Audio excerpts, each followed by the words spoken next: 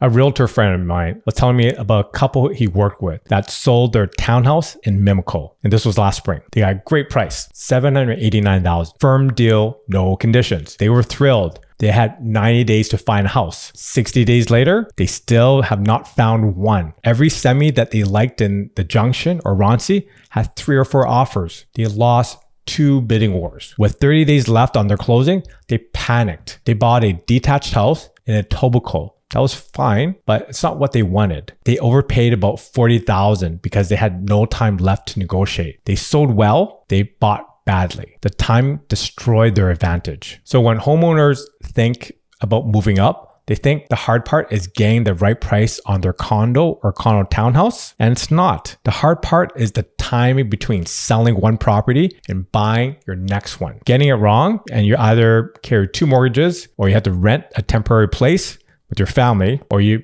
buy under pressure and give back everything you gained on the sale. There are 3 strategies for making this move. Everyone has real risk, and I'm going to walk you through all 3 and show you how to pick the right one for your situation. Let's talk about strategy number 1, sell first. This is always the safe play, especially in this market. You list your condo or condo townhouse, you sell it, you lock in your equity, and you go find a house. You know exactly how much money you have. Your financing is clean. There's no bridge loan. There's no 2 mortgages. Sound simple? Here's where it breaks. Once your condo or condo townhouse sells, the clock starts. You typically have 60 to 90 days before you hand over the keys. And in that window, you need to find a house, you have to negotiate the deal, and you have to do inspections, and you have to get your financing approved, and then close. So if you're targeting a competitive segment like Toronto semis, which are currently selling about 104% of asking price, that timeline gets very tight very fast. Detached homes in Toronto, they're sitting around 21 days. Semis, they move much quicker. If the right house comes up 3 weeks after your condo sells, you might be fine. If it takes 8 weeks to find the right one, you're now scrambling with 2 weeks left. And if you don't find anything before your property closes, you're moving your family into a rental. Talking about temporary housing with kids, maybe a pet, with furniture and storage, looking at houses on evenings and weekends while working full time. I've seen this happen more than once. It's stressful in a way most people don't even anticipate. When selling first works, your condo is in a building or area where units sit longer. You have flexibility on temporary housing, and you're targeting the 905, where detached homes are sitting longer and sellers are more willing to negotiate on closing dates. Or you have family nearby where you can stay for a few weeks if there's a gap. Here's when it backfires. You're targeting a tight segment like Toronto semis. You have kids in school, you can't move twice. Or you agree to a short closing. Now you have 30 or even 45 days instead of the 90 plus to find a house. Here's strategy 2, buy first. This is the aggressive play. You find the house you want, make an offer, close on it, and then you list your other property.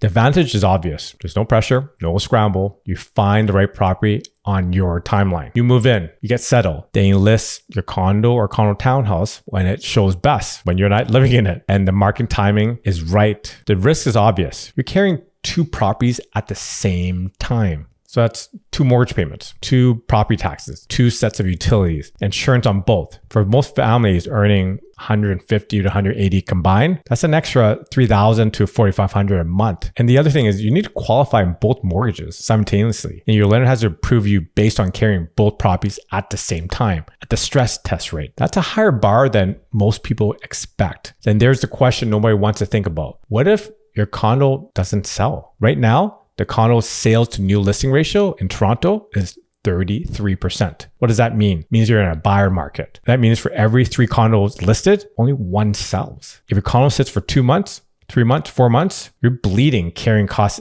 the entire time. When does it buy first works? You have lots of cash reserve. I'm talking about 6+ months. Your condo, it's highly marketable. It's in a desirable building with recent comparable sales showing units are selling, and you could stomach the financial exposure it takes longer than expected. Here's where it backfires. You're stretching financially to make the move. Your condo is in a building with high inventory, or the neighborhood where units are sitting 45, 60, 90 days. Or you're buying into a competitive segment and might need every dollar of leverage for your offer. If you're finding this useful, take a second to subscribe. Most people watching this are not subscribed, and it helps me keep on making videos just like this. Okay, let's get back to it. Strategy 3, the bridge. This is the middle path. You work both sides at the same time. You list your condo and you start looking at houses at the same time. When your condo townhouse sells, use a bridge loan to cover the gap between the closing on the house and receiving your condo sale proceeds. A bridge loan is a short-term financing from your lender. It covers a period where you technically own both properties. The cost is typically prime plus 1 to 3% plus an admin fee of a few $100s. So let's say, for example, a $400,000 bridge for 30 days, you're looking at about $1,500 to $2,500 in interest, but it varies. So get a quote from your lender, but there's a catch. There's always a catch. Most A lenders and the big banks, they require a firm, unconditional sale on your property before they approve the bridge loan, meaning that you have to sell your condo or condo townhouse firm. You cannot get a bridge loan on a hope. You need a signed deal. The timing works like this. You list your condo and you start looking. When you find the right house, you make an offer conditional on the sale of your property. If the seller accepts that condition, great. Usually they won't unless they've been on the market for a long time. If not, and you're in a competitive segment, they often will say no. You either have to wait until your condo sells or you walk away from that house. There's another option within this strategy. You sell your condo with a longer closing date. We're talking about 90 to 120 days, and use those months to find and close on the house. If you find one quickly, you arrange the bridge loan to cover the overlap or renegotiate with the buyer of your place to maybe move up the date. If it takes the full 90 days, your closing might naturally align. Here's another option, the rent back option. It's a variation that's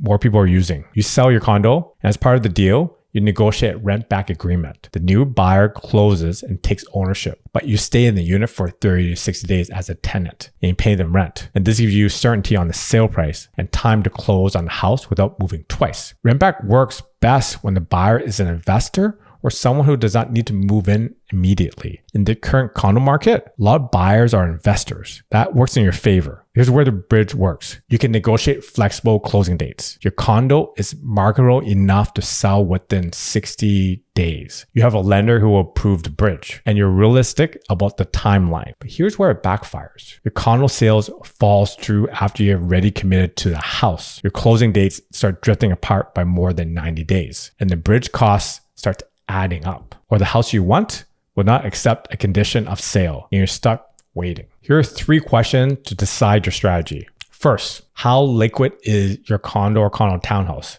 Look at the last 3 sales in your area or building. How long do they sit? If units in your building are selling in under 30 days, you have a lot more options. If they're sitting 45, 60, 90 days, you need a strategy that accounts for a slower sale. In the current market, condo townhouses are sitting on average about 31 days. Condos, 34 days. But your specific building matters more than the city average. Second, how competitive is your target segment? If you're looking at a detached home in the GTA outside of Toronto, sellers are accepting about 98% of asking, and properties sit longer. You have negotiating room and time. If you're looking at Toronto semis, you're walking into multiple offers and 104% of asking, and you need to be ready to move the day the right one comes up. Third, how much cash reserve do you have beyond your down payment? If you have 3, 4, 6 months of double carrying costs saved, buy first or bridge strategies on the table. If you're tight, sell first is the safer path, even though it means living with time pressure. If your condo is liquid and your target segment is tight,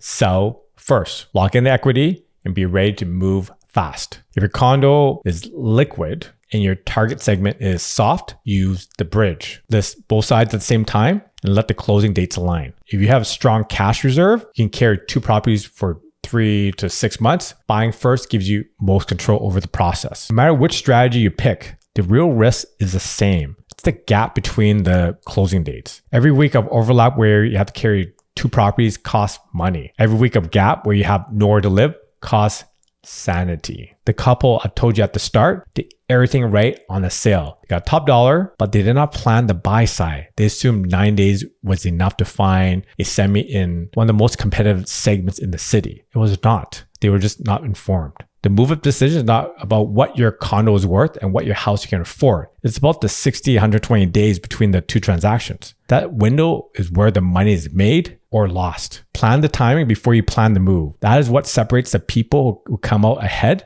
from the people who give it all back. Thanks again for watching. See you soon.